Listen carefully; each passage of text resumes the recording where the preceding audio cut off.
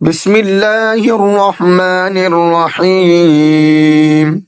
تبارك الذي بيده الملك وهو على كل شيء قدير. الذي خلق الموت والحياة ليبلوكم أيكم أحسن عملا وهو العزيز الغفور. الذي خلق 7 سماوات طباقا ما ترى في خلق الرحمن من تفاوت فارجع البصر هل ترى من فطور ثم ارجع البصر كرتين ينقلب إليك البصر خاسئا وهو حسير. ولقد زينا السماء الدنيا بمصابيح وجعلناها رجوما للشياطين وأعتدنا لهم عذاب السعير. وللذين كفروا بربهم عذاب جهنم وبئس المصير.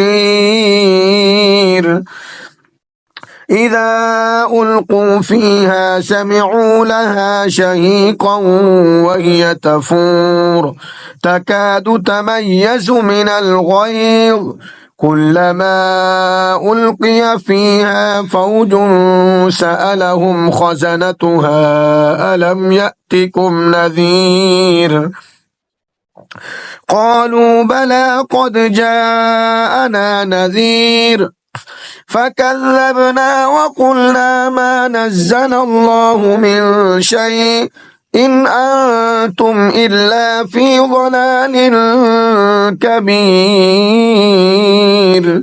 وقالوا لو كنا نسمع أو نعقل ما كنا في أصحاب السعير فاعترفوا بذنبهم فسحقا لأصحاب السعير. إن الذين يخشون ربهم بالغيب لهم مغفرة وأجر كبير. وأسروا قولكم أو اجهروا به إنه عليم بذات الصدور. ألا يعلم من خلق وهو اللطيف الخبير. هو الذي جعل لكم الأرض ذلولا فامشوا في مناكبها وكلوا من رزقه وإليه النشور.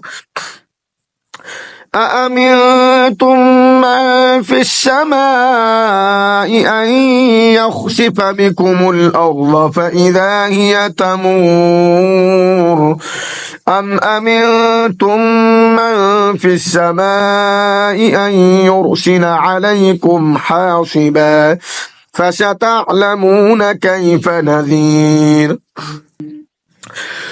ولقد كذب الذين من قبلهم فكيف كان نكير. أولم يروا إلى الطير فوقهم صافات ويقبضن ما يمسكهن إلا الرحمن إنه بكل شيء بصير. أمن هذا الذي هو جند لكم ينصركم من دون الرحمن إن الكافرون إلا في غرور. أمن هذا الذي يرزقكم إن أمسك رزقه بل لجوا في عتب ونفور. أفمن يمشي مكبا على وجهه أهدى أمن يمشي سويا على صراط مستقيم. قل هو الذي أنشأكم وجعل لكم السمع والأبصار والأفئدة قليلا ما تشكرون قل هو الذي ذرأكم في الأرض وإليه تحشرون ويقولون متى هذا الوعد إن كنتم صادقين قل إنما العلم عند الله وإنما أنا نذير مبين فلما رأوه زلفة سيئت وجوه الذين كفروا وقيل هذا الذي كنتم به تدعون قل أرأيتم إن أهلكني الله ومن معي أو رحمنا فمن